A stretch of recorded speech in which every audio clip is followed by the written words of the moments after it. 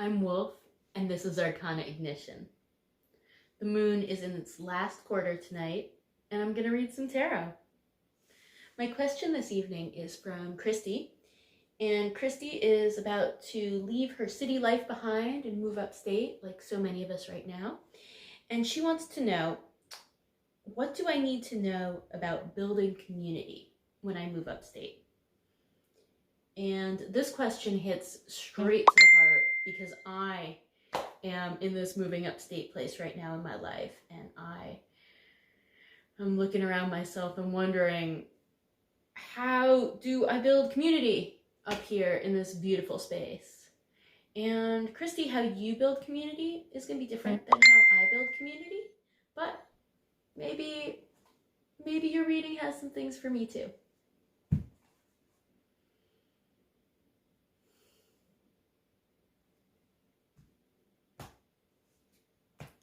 All right, Kristi, the first card I'm pulling for you, the High Priestess. And the High Priestess is the divine feminine part that's more consumed with the spaces in between than the stuff itself. The High Priestess is vast, empty space, and the High Priestess is meditation and intuition, and it's a trust in a part of yourself that's a little bit outside the world. The second card I'm pulling for you is Justice. And Justice is karma. She's got a sword, she's got the scales. We use a version of her in our legal system to imply justice. And something I'd like you to note about this card is she does not have a blindfold. Justice is not blind. She knows everything that's ever happened, and she helps right the wrongs and set the scales. And karma doesn't have to be viewed as a moral consequence. You did bad and so you will suffer. Karma can be viewed as just a physical law, a rubber ball that you throw against the ground and it bounces back. So, Justice.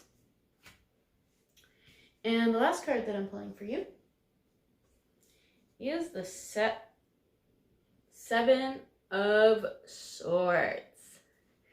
And Seven of Swords is sneaky. Seven of Swords is getting away with something.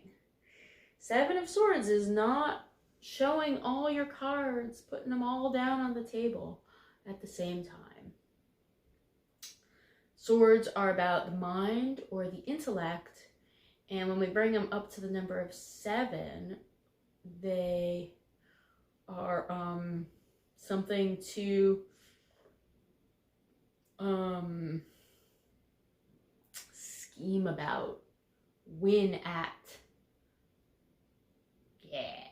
Okay. Let's look at your 3 cards together, Kristi. We have the High Priestess, we have Justice, and we have the 7 of Swords. So these first 2 are major arcana cards. And the major arcana tells about your soul's journey. And that's telling me that something you need to know about finding community upstate is that it aligns with your very purpose on Earth.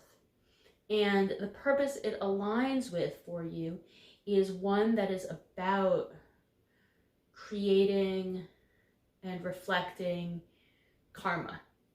And there's a stillness and a quietness to it. And these huge things that are going on for you, this really important moment in your life when you're learning how to be quiet and you're learning how to accept and enact your fate, one of the things that you need to know about building community upstate is, let's see, we've got this sneakiness coming towards it. These magnificent qualities of yours and these really important things about the community that you're going to find are things that you're going to want to keep under wraps. You're not going to want to come out with your full magnificence right away. You're going to be coming from this place, but you're not going to be a blazing goddess blowing everybody's minds. You're going to be an undercover goddess. You're going to be you're gonna shine your light through a veil so that it doesn't dazzle and overwhelm everyone. What do you need to know about building community when you move upstate?